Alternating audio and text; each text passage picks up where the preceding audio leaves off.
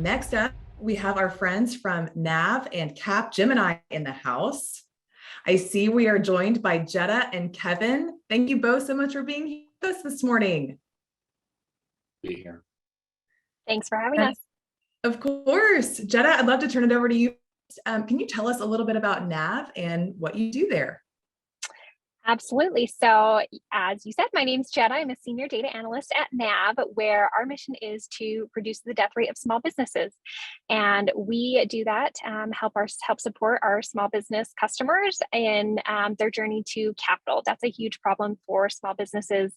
Often, they're just a relatively small amount away from really getting to their next step or being able to be more financially free. And so we help connect them to various credit and lending products and overall get a better handle on their financial health. Love that and love supporting small business. That's awesome. Good morning. Thanks so much for joining us at DV today.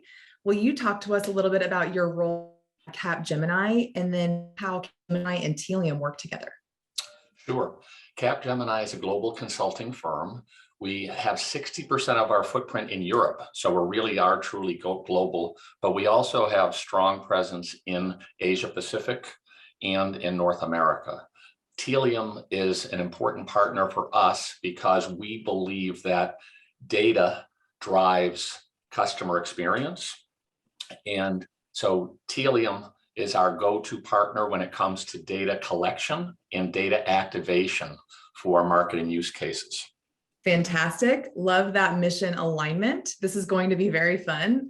Again, thanks for joining us, both of you and folks joining us on the event today. We're going to do our best to save some time at the end of our conversation to answer some live Q&A. So as we're going through, if any questions come to mind, feel free to throw those into the chat and we will make some time to get to those.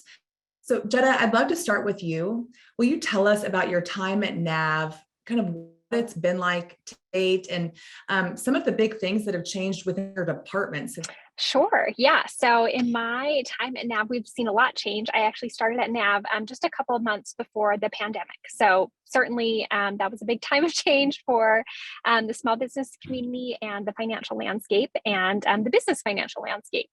But NAV was really on the forefront of things. We facilitate a lot of PPP lending throughout that time, and it was a period of time where we had to double down. It was a time of crisis for small businesses, and we had to do our best to be innovative, find new solutions for them, and especially in a time where financial products were less available, right? Lenders and credit card issuers were less willing to give their products in those times of uncertainty. Some other things that we have tried to do kind of during that time is get a better handle on who our users and who our customers are. We do that through gathering their data and using that to create segments, better understand their needs, and also qualifications so that we can align that perfect financial product for them. Fantastic. I'm turning off my video because I'm a little bit of glitching here about that. But that was an amazing background. Thanks for talking us through that. What are some of the most notable changes you've seen at NAV since some of the factors highlighted for us have impacted not only the industry, but the business specifically? So the pandemic, third-party cookie deprecation, what are some of the big changes of note that have been made at NAV? Yeah, so one focus we've had is really getting to our users at the right time. Us being there for them when they need capital, so we can align them and we can explore our marketplace and find the best option for them. And one way we've done that is, a couple of ways. One way is to just ask customers, right? Are you looking for financing now or are you not? And that can help us kind of segment groups that way. And then we also assess their behavior on our product, right? And there's certain behaviors that can indicate they're more highly interested in finance at a certain time versus another. So those are two, I guess, as far as in product changes and kind of on the business side changes we were looking to get a better handle on, and then through some of our product changes we're able to better meet our customers at the time that they needed their financing. What about from where you sit, Kevin? What, knowing all these huge external factors that have been impacting all businesses over the last few years, from where you sit, where have you seen a lot of the changes impacting companies through the pandemic, through third-party cookie deprecation? So we have very large financial service organizations who are our clients, and what I find really interesting is they now want to be a customer-centric brand. So they're really thinking about who are their customers and how do they have a better view of their customers so they can serve them better. So what's interesting is that, combined with the move to cloud data solutions, we know that there's a lot of innovative cloud data solution. We're seeing significant change happening in organizations. So they want to bring their customer data together. They want to understand those customers better, and they want to then have a better brand experience with their customer across their channels. And so what we're really seeing is silos are being broken down now. And it's really exciting. Instead of a credit card, home lending, auto loan, retail banking, all having separate marketing organizations, separate budget, separate demand gen, separate landing pages, they are now saying we need to align around our customer, and we need to serve them in a respectful, consent managed way, but also in a way that helps our brand to highlight that we are trying to meet them and serve them where they are. So I love the fact that we're breaking silos down, the fact that we're becoming customer centric, even in large global organizations. And of course, in order to do that, we actually have to be collecting data across our channels. We need to be developing insights for that. And then, of course, we can develop better personalization and propensity models to serve that. So it's really very exciting times. And I think Telium is going to be a strong partner to help brands move forward in that area. Exciting times for sure. Kevin, talk to us about the expansion of privacy regulation, as Heidi touched on a bit. How are you seeing that impact the financial services industry compared to some of the other industries? Financial services is already an extremely highly regulated industry. What are some of the distinctions between regulations for financial services and other spaces? So because we do have a large European presence, we've really been part of GDPR for the last 2 years. So there's no question that financial service institutions are not only have compliance and regulatory, they're risk averse. So they really do want to lean into consent. So because of our background with GDPR, we actually have large institutions that we've done consent around data collection for. And of course, we have some Telium partners in GDPR regions as well. But then when we bring this to North America, CCPA, CRPA, and the legislation rolling out, consent's going to be a very important part of North America. And financial service customers are very conscientious about this. So being able to have a data collection capability that aligns with consent is very important. And we find that Telium is a strong partner for us for those programs. Jetta, I'd love to hand it to you on this. I know protecting the security of your customers is of the highest priority. What would you add to Kevin's thoughts there? Yeah, I completely agree with Kevin as taking kind of that more individual approach from just a single company. We have a large focus on keeping our customers' data secure and on getting their consent and making them feel like NAV's a trusted partner with whom they can give that data. And certainly, as I was mentioning earlier, thinking about how we're going to segment our customers, that requires us to gather data on them. And the key for that is to have build trust and have a strong value exchange and understand, I think the common consumer today knows that like nothing's free, right? If you're filling out a form, you're giving some data, you expect something in return. So it's on us to make sure that value exchange is clear and also that we deliver on what we're going to say. A lot of ways we can use data are really to help our users have a better experience with our product and, have a better chance of getting approved for funding. If we know more about them, we can recommend a product that will better fit their qualifications.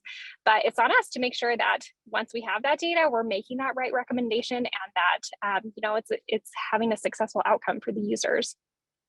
Absolutely. And Nav is known for, really simple, intuitive experiences and very thoughtfully weaving collection points into that experience throughout.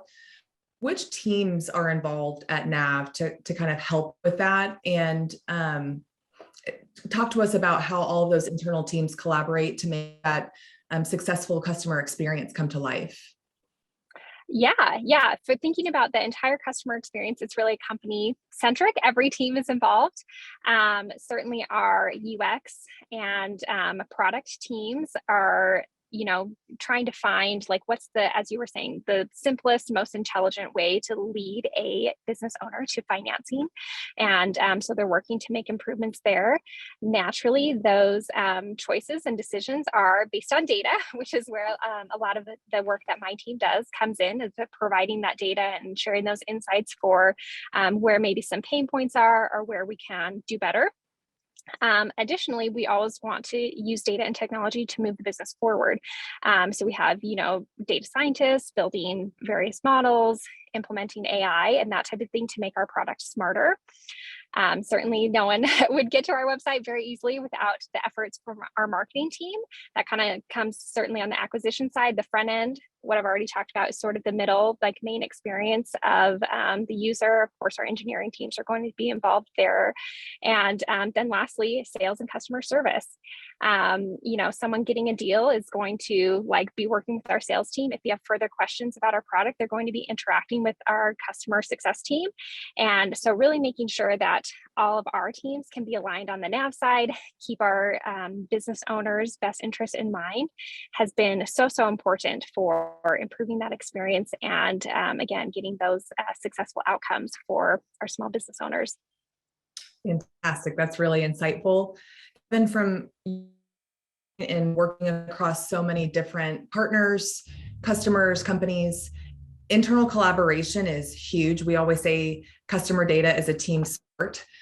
How have you observed some best practices on bringing together all of the internal stakeholders within a company to buy in on one single mission in terms of activating that customer data strategy? So it is true. There's really quite a network of people involved because marketing is an important stakeholder, but then sales, service, and IT, and chief data officer and chief compliance officer. So there are a lot of stakeholders involved in customer data decisions. What we do is we align around what is the business outcome and how do we prioritize a set of business outcomes. So we would say, are we going to look at acquisition? And we might say by product, and we say which products would we like to start with for improving acquisition on? Or are we going to talk about member marketing and what are the use cases in member marketing? And then we do think about the whole data life cycle of consent and then collecting behavioral data, developing the segmentation around that. So there is a number of teams. And so we will create a roadmap. And typically it's going to be a multi-year roadmap. And it will be phased, let's say, by quarter. And so we'll align with the business on a quarterly basis, which line of business, which product, and then what are the audiences and the journeys that would be in scope. And so we develop a program that can then operate and in a sense try to operate in a somewhat agile manner that we're breaking things down into user stories by different teams. So typically we will have 5 or 6 teams with different work streams, which would be synchronized with a plan, basically a scrum of scrums. But it is a lot of coordination. But when we align around the customer journey, and then we build the plan around that, it is a centering focus for brands. So I do think it's better than in the past when we would have these different organizational priorities that maybe were a little broader and more defined by an executive stakeholder who had some sort of initiative they were driving. Now, when we're focusing around the customer and the customer journey, I think it's easier to break things down and to make progress and to show incrementally how we can do that. That's really interesting. And conversations and observations, have you seen any really unique or differentiated audience segmentation approaches with any of the companies that you've been working with?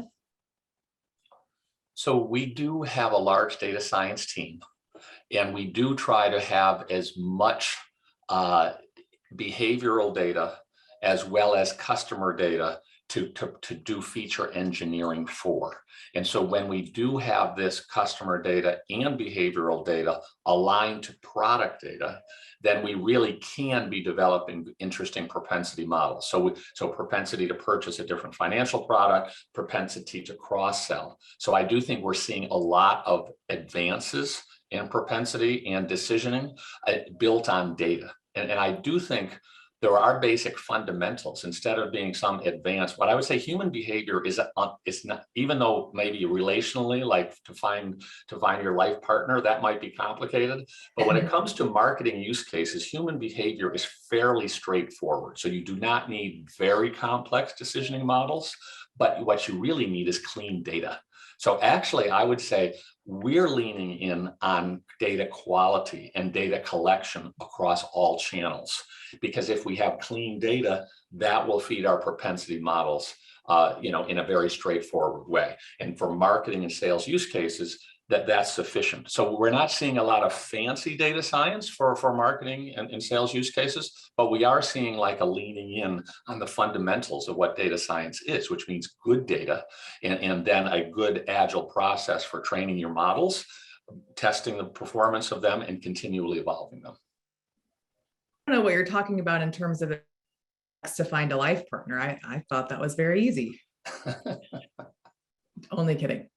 Jetta, knowing that small businesses comprise so much of your audience strategy, talk to us about what audience segmentation looks like at NAV. Yeah, so for us, some important things to know about our audience and how we segment them is based on what financial products we think they can qualify for. And some of that data is harder to get than others. You know, we have within the NAV experience some ways that some of it comes up naturally, but that goes to Kevin's point about data quality, right? In some cases, we have to really rely on our users to self-report their data, which can make the accuracy more questionable than other sources. And Kevin's point about having good, solid, clean data upon which to build your models to then create your audience segmenting is so important, and something we have a big focus on at NAV. I think we'll see as our data foundation continues to improve, we'll see more accurate segmentation coming out from the various models that we have as well. Speaking of strong data foundations, Kevin, we were speaking earlier in the week about Google's transition away from universal analytics to GA4. Talk to us about what you know about that. What conversations are you having with companies to help get them ready for that transition? So thank you for asking. So my team has been anticipating the move to GA4 for a year. And really, what does it mean? So what I find fascinating about the move to GA4, so GA360 is now end of life. And GA360 and Adobe Analytics really represent 25-year-old technology. We would collect data into props and EVARs, and each team would use different props and EVARs, and each set of pages would be tagged differently. And now finally, we're moving to conversion-based reporting, and we're moving to journey-based reporting. And so really, Google is saying, guys, let's move into the 21st century, please, and measure customer journeys. And these customer journeys can now cross channels. So I think this is a very exciting time. I know brands are concerned about cost because they've already have a GA360 estate and there's a cost. So there is a cost component. But if you look at the ability to move to journey-based reporting and you move to conversion-based data, that will actually drive propensity models better. It will drive programmatic better. Now, in addition to GA4, we're suggesting to clients that they need to move to server-side data collection. Why do we have tags on our mobile apps and in our web pages, right? That's a lot of page weight. It's a lot of it difficult to manage. And if we move to server-side data collection, then we're going to get better data, the better agility, but also the ability to then integrate with a GA4 and also conversion APIs across all of our advertising destinations. So server-side data collection to me is now essential. And Telium is the best server-side data collection product, which is why we're leaning into them. And so we're suggesting to our clients to go to Telium Event Stream and GA4 to get the best bang for their buck and to move to the next level of reporting. Of course, then we need to do journey measurement and we have to do journey insights. So there's another layer on top. And so Capgemini is investing in solutions to be able to accelerate that, to migrate to the new journey-based reporting framework. And we're partnered with Telium together in doing this. And I have to drop for a meeting, but thank you for having me. It's been a pleasure. It's been an absolute pleasure. Pleasure was all ours. Thank you so much, Kevin. Thank you, Kevin. Jetta, is your team dealing with the transition to GA4? I imagine we are. As Kevin said, GA360 is going end of life. That is not something I am as involved in as he might be, but I do feel our people who are involved are like cutting edge, trying to stay ahead of technology changes as much as they can. So yeah, I imagine that's something we're already preparing for as well. Jetta, talk to us about how you engage with customers differently if they're logged in or not logged in. Yeah, that's a great question and kind of a big challenge, something that's coming up in my life a lot lately. So when someone logs in, certainly we know a lot more about them than if they don't. And a lot of that data and information comes from what we know about them when they log in and what we can get from Telium. And that's where the personalization comes in, because once we know who they are, we know about their data, their profile, then we're able to say, okay, if you are in this segment or if you need this profile, then this is the experience you see, or this is the product we recommend.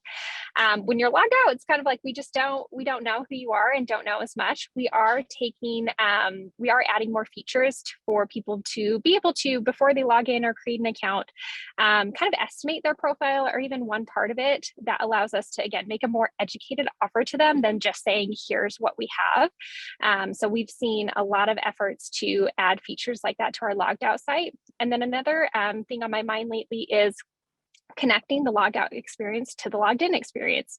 We can't just assume that everyone who comes to nav.com logs in immediately, right? Certainly there's a lot of activity going on the logged out site from users who have accounts. So, at least like maybe in that moment, we can't, before they've logged in, maybe we can't personalize their experience then, but those actions and behaviors that they're doing are still key to their journey. And so finding a way to better connect those experiences per user logged in across logged out is really, really important to us as well. Absolutely. Final question for you, Jetta. Talk to us about some of the successes. What have you, over your few years there with Nav, what of those use case successes or just monumental learnings that have really helped you craft your strategy for the future? Yeah. Personalization has been a huge thing for us, and really putting the technology and the services in place to be able to, at least at very minimum, when someone first logs in, to serve up user A something different than user B based on what we think is more appropriate for each person. So I've seen a lot of advancements that Nav's made over the past couple of years to create a more personalized experience that way.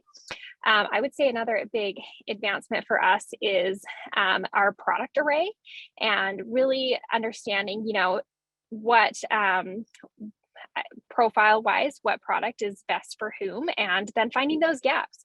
And especially for someone who is maybe like not a great candidate for financing, typically lenders want to feel pretty secure that they're making pretty low risk offers. But that doesn't mean that, we still have to have options for people who maybe are a higher risk customer for some of our lenders. So really finding, creating partnerships so we can find products that fill in some of those gaps and better serve our entire user base has been some other advancements that I've seen us take on as well. Fantastic. We have received a handful of questions in the chat. I'm going to try to get to one of them. I know we're running a couple minutes over, but let's get to one of these. Digital transformation comes with internal realignment. What have you learned about the right talent in the right places to position your business around customer data success? A great question, and something I think every, being at NAV 2 years, I've seen at least 2 times us kind of go through a reorganization around that exact same thing. As the organization realigns, we've been careful to set strategic goals in different areas and then organize the teams around them. And like that, it just involves kind of, on the individual contributor side, embracing change and really leaning into new structure and a focus on goals. Most recently, I've seen that just be a great way to get a lot of people aligned specifically on one initiative and then be able to replicate that across other initiatives as well. And that translates all the way from, kind of how I was mentioning before, it's across the entire organization that eventually does feed into that data quality and data foundation that we've discussed before. Well, Jetta, this has been a fascinating conversation. Thank you so much for joining us today. You are an amazing partner. NAV is doing incredible things, and we're excited to see your success through 2022. So I know there's a huge virtual round of applause for you happening out there across the audience. But everybody, please join me in thanking Jetta for joining us at DV 2022 today. Thank you so much, Lauren.